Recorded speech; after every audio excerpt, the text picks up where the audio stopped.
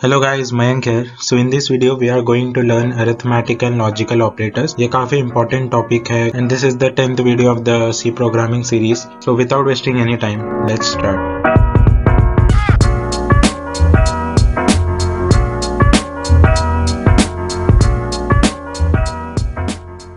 Operators. So operators are symbol that tells the compiler to perform specific given operation by the users. जब user कोई code लिखता है और उसे operations करनी होती है, मैथमेटिक ऑपरेशंस या अरिथमेटिक ऑपरेशंस, तो वो एक स्पेसिफिक सिंबल का यूज करता है जिसे हम ऑपरेटर्स कहते हैं.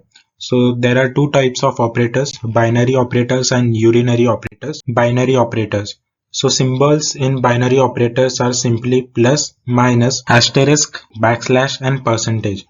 सो गाइज ये प्लस का साइन हम सिंपली कोई भी दो इंटीजर या फ्लोट को हम ऐड करने के लिए यूज करते हैं. इससे हम सबट्रैक्शन करेंगे, ये मल्टीप्लिकेशन होगा, ये division, and this percentage sign is known as modulo operator, जिससे कि हम रिमाइंडर निकाल सकते हैं. सो फॉर एग्जांपल मैं अगर 10 मॉड्यूलो 2 लिख दूं तो उसका आंसर हमें मिलेगा 0, और अगर मैं 7 मॉड्यूलो 3 लिख दूं तो उसका आंसर मिलेगा हमें 1. सो सिंपली जो भी नंबर को हम मॉड्यूलो ऑपरेटर के बाद लिख रहे हैं और अगर वो डिवीजन के बाद जो भी रिमाइंडर देगा वो उसका आंसर होगा. Now the second one is urinary operator and this is the most important one. ये हम काफी ज्यादा यूज करेंगे सम सॉल्विंग के टाइम. सो दो बार जब हम माइनस साइन लिखते हैं उसे हम कहेंगे डिक्रीमेंटर, और जो दो बार प्लस साइन लिखेंगे उसे हम कहेंगे incrementer. So incrementer and decrementer are of two types, pre and post. Pre incrementer. So pre-incrementer increment the given integer instantly. So pre-incrementer guys कुछ ऐसा होता है, अगर मैंने कोई int कीवर्ड से एक वेरिएबल असाइन कर दिया जिसका कि नाम मैंने रखा है i, so जो भी हम इंक्रीमेंट कर रहे हैं वो वेरिएबल के पहले, so इसके लिए हम इसे प्री इंक्रीमेंट कहते हैं. so इससे होगा क्या कि जब हम वैल्यू असाइन करेंगे तो प्री इंक्रीमेंटर यूज करने से जो हमारा वैल्यू है, जो भी हम इंटीजर को दे रहे हैं, वो इंस्टेंटली इंक्रीज हो जाएगा. और अगर हम पोस्ट इंक्रीमेंट को देखें तो करंट वैल्यू जो भी हमारे इंटीजर का होगा वो उसे स्टोर करेगा and the integer will get incremented before the next statement is executed. So पहले वो उसे स्टोर करेगा, फिर बाद में उसे वो इंक्रीज करेगा. सो हम इसे पोस्ट इंक्रीमेंट इसके लिए कहते हैं. मैंने यहाँ पर इंट आई दे दिया है और आई के बाद मैंने यहाँ पर दो बार प्लस साइन का यूज किया है जिसे हम इंक्रीमेंटर कहते हैं, तो इसके लिए मैंने यहाँ पर पोस्ट इंक्रीमेंट लिखा है. ये एग्जांपल से क्लियर हो जाएगा. So let's see the example bye code. Post और प्री इंक्रीमेंट देखा है, उस पर हम सम करते हैं. तो यहाँ पर मैं एक वेरिएबल बना देता हूँ इंट आई इक्वल टू, और उसे मैं 10 वैल्यू दे देता हूँ. इसके बाद मैं I equal to I plus plus which is post increment plus I with pre increment. तो आप देख सकते हो अगर हम यहाँ पर इसे सॉल्व करें, सो हमने जैसा कि पढ़ा था पोस्ट इंक्रीमेंट में हमारा जो वैल्यू है पहले स्टोर होता है फिर इंक्रीज होता है. सो जैसे हमारा आई यहाँ पर पोस्ट इंक्रीमेंट होगा, इसका वैल्यू यहाँ पर रहेगा 10, बट जो हमारा आई का वैल्यू है वो हो जाएगा 11. और इसके बाद आप देख सकते हो यहाँ पर है प्री इंक्रीमेंट. तो प्री इंक्रीमेंट में जो हमारा आई का वैल्यू वो इंस्टेंटली इंक्रीज होता है. सो आई का वैल्यू हमारा यहाँ पर 10 नहीं है, हमारा जो आई का वैल्यू है वो पोस्ट इंक्रीमेंट होने के बाद हो चुका है 11. तो 11 का अगर हम प्री इंक्रीमेंट करें तो वो हो जाएगा यहाँ पर 12. तो इसे मैं जैसे यहाँ पर लिखूंगा ये हो जाएगा 12, और अगर मैं इसे ऐड करूं तो आप देख सकते हो इसका value will be equal to 22. तो अगर मैं यहाँ पर printf कर रहा हूं तो now let's run our code. So आप देख सकते हो यहाँ पर आ रहा है 22. मैं यहाँ पर लिख भी देता हूँ the value of I is, so आप देख सकते हो the value of I is 22. so इसमें हमने जैसा कि देखा कि अगर पोस्ट इंक्रीमेंट होगा हमारा वैल्यू स्टोर होगा फिर वो इंक्रीज होगा, और प्री इंक्रीमेंट में जो भी हमारा वैल्यू होगा वो इंस्टेंटली इंक्रीज हो जाएगा. सो now let's C a little bit of advanced question, जिससे कि हमारा जो इंक्रीमेंट वाला कॉन्सेप्ट है वो क्लियर हो जाएगा. सो इसमें आप देख सकते हो मैंने दो वेरिएबल्स बना दिए m और n, और m में मैंने वैल्यू दिया है m का 1, n का वैल्यू मैंने दिया है 5, और मैंने एक आंसर वेरिएबल बना दिया. तो इसके मैं यहाँ पर आंसर वेरिएबल में हमारा जो फाइनल आंसर होगा वो स्टोर करूंगा. तो मैं यहाँ पर पहले क्वेश्चन मेरा पूरा लिख देता हूँ. सो ये क्वेश्चन कुछ ऐसा है guys, m with post increment, then m with pre increment, then m, then pre increment with n plus n, and then post increment with n, then n, and then pre increment with n. सो अब हम अपना जो सम है वो solve करते हैं. So guys, sum solve करने से पहले आप पॉज करके खुद ट्राई करो. अगर आपको इस सम का आंसर नहीं आया तब आप ये सम को देखना. So now let's start our sum. तो m का वैल्यू है 1, तो यहाँ पर 1 होगा क्योंकि यहाँ पर पोस्ट इंक्रीमेंट यूज किया है. तो m का वैल्यू पहले 1 ही होगा, फिर वो इंक्रीज होगा. तो यहाँ पर m का वैल्यू हो जाएगा 2 हमारा. और इसके बाद जो हमने प्री इंक्रीमेंट का यूज किया है, सो यहाँ पर m का वैल्यू है 2, तो pre increment will increase it instantly, तो ये हो जाएगा 3 यहाँ पर. देन उसके बाद हमारा आएगा m का वैल्यू. तो ये m का वैल्यू हमारा जो है वो हो चुका है 3, तो इसके लिए यहाँ पर आएगा 3. एंड इसके बाद हमारा जो है n with post increment. So n का वैल्यू है हमारा 5, तो यहाँ पर आ जाएगा 5, और उसके बाद वो इंक्रीज होगा 6. एंड देन हमारा n का वैल्यू यहाँ पर 6 हो चुका है, तो इसके लिए मैं यहाँ पर लिखूंगा 6. एंड देन इसके बाद है प्री इंक्रीमेंट. तो प्री इंक्रीमेंट में इट विल इंक्रीज इंस्टेंटली, तो ये हो जाएगा 7. तो अब हम अपना सम करके देखते हैं. तो यहाँ पर 1 + 3 4 7 12 18 एंड देन 25. सो हमारा फाइनल आंसर शुड बी 25. सो मैं यहाँ पर लिख देता हूँ प्रिंट एफ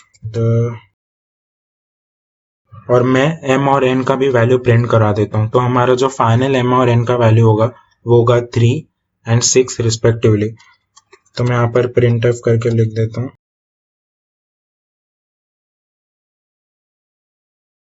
मैं एक लाइन ब्रेक दे देता हूँ गाइस, ताकि जो हमारा आंसर है वो एक लाइन में ना आए. So yes, line break. So now let's run our code. So आप यहाँ पर देख सकते हो आ रहा है द आंसर इज 25, जैसा कि हमने कैलकुलेट किया था. The value of m is 3 and the value of n is 7. हाँ, सो गाइज यहाँ पर n लास्ट में 7 हो चुका था, मैंने यहाँ पर अपडेट नहीं किया था, तो the value of n will be 7. Now let's see one problem on decrement. So मैंने यहाँ पर पहले से हमारा जो कोड का आउटपुट है वो कोड करके रखा है ताकि टाइम ना वेस्ट हो. सो यहाँ पर मैं एक a with post decrement minus a with pre decrement minus a. सो जो हमारा पहले a का वैल्यू है वो 20, तो यहाँ पर 20 होगा, और हमारा जो a का वैल्यू है यहाँ पर हो जाएगा 19, क्योंकि इसमें हम डिक्रीमेंट करेंगे ना कि इंक्रीमेंट. और इसके बाद है प्री डिक्रीमेंट, तो इसके लिए जो हमारा 19 है वो 1 से डिक्रीमेंट हो जाएगा इंस्टेंटली. तो 19 - 1 विल बी 18, सो ये हो जाएगा 18. और हमारा जो a का वैल्यू है वो है 18. सो अगर मैं इसे माइनस करूँ, so 20 - 18 will be 2, and then 2 - 18 will be -16. So our answer should be -16 and the value of a should be 18. So मैं एक काम करता हूँ कि यहाँ पर एक आंसर वेरिएबल बना देता हूँ. इसे a के जगह में लिख देता हूँ यहाँ पर आंसर. सो मैंने यहाँ पर एक मॉडिफिकेशन किया, मैंने आंसर एक वेरिएबल बना दिया जिसमें कि हमारा ये -16 वाला आंसर स्टोर हो और ये वैल्यू ऑफ a यहाँ पर है. सो अगर मैं यहाँ पर लाइन ब्रेक डालूंगा, ये हमारा जो कोड है वो एक लाइन में नहीं आएगा. So now let's run our code. So as you can see यहाँ पर आ रहा है the answer is -16 and the value of a is 18. So yes, this was all about the arithmetic operator guys. ये आगे हम जब सॉल्व करेंगे पैटर्न क्वेश्चन, सीरीज क्वेश्चन, ये काफी ज्यादा यूज होगा. So now let's see logical operator. Logical operators. So it is used to connect multiple condition or expression together or to do reverse logical values. So इसे आप कह सकते हो ऐसा type of conjunction, क्योंकि हम कोड करते समय and but ये सब यूज नहीं कर सकते, तो हमें एक्सप्रेशन का यूज करना पड़ता है, और वो एक्सप्रेशंस को हम लॉजिकल ऑपरेटर्स कहते हैं. अगर हम 2 बार एम्परसेंड साइन का यूज करेंगे, so it means that if both the operands are true, the and will give us true else false. So हम ये ऑपरेटर का यूज तब करेंगे जब हमारे पास 2 कंडीशन है, और अगर हमें दोनों कंडीशन को ट्रू रखना है तब हम and ऑपरेटर का यूज करेंगे. ये होता है और, इसे हम और ऑपरेटर कहते हैं. So it is like this, or give us true if at least one of the operands are true. और दोनों में से कोई एक भी कंडीशन ट्रू रहा तो हमारा जो कोड है वो एग्जीक्यूट हो जाएगा. And the last one is exclamatory, which you can say as not operator. So true becomes false and false become true when we use this type of operator. इसके लिए यहाँ पर डेफिनेशन में दिया है to reverse a logical value, तो हम reverse कर सकते हैं एक value by using exclamatory which is also known as not operator. So let's see one example in which we will use all the logical operators. So let's code it guys. So guys अब हम logical operators के ऊपर question देखेंगे। ये हमने if else question में जब हम एक सम सॉल्व कर रहे थे स्केलर इक्विलैटरल ट्राइंगल का, उसमें हमने ये यूज किया था, तभी मैंने आपको इन डिटेल नहीं बताया था। अब ये सब में हम समझेंगे कि लॉजिकल ऑपरेटर्स का यूज कहाँ किया जाता है। तो ये सब में मैंने यहाँ पर सम का क्वेश्चन प्रिंट कर दिया, somewhere both the condition are necessary using and operator and somewhere only one condition is true using or operator. So let's run to our code. So यहाँ पर मैं एक सम कोड करूंगा जिसमें कि अगर हमारा जो यूजर है वो इनपुट दे रहा है number which is between 10 to 20, then our program should output hello world. So वो मैं कैसे कर सकता हूँ, वो मैं कर सकता हूँ यूजिंग एंड ऑपरेटर। सो अगर मैं यहाँ पर लिख दूँ i लेस देन और equal to 20 and i should be greater than और इक्वल टू 10। सो ये कंडीशन आप देख सकते हो 20 से लेस एंड 10 से ज्यादा, so this will be between 10 to 20। सो ये कंडीशन अगर हमारा है देन printf हेलो वर्ल्ड, और एल्स में हम लिख देंगे यहाँ पर printf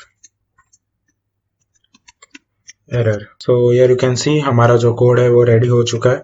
अब हम अपना कोड जो है वो रन करके देखते हैं। सो यहाँ पर एक एरर दिखा रहा है, देखते हैं कि एरर क्या है। ओह सॉरी, मैंने यहाँ पर brackets, so this is a small mistake which you should avoid guys. So यहाँ पर आ रहा है enter the value of i।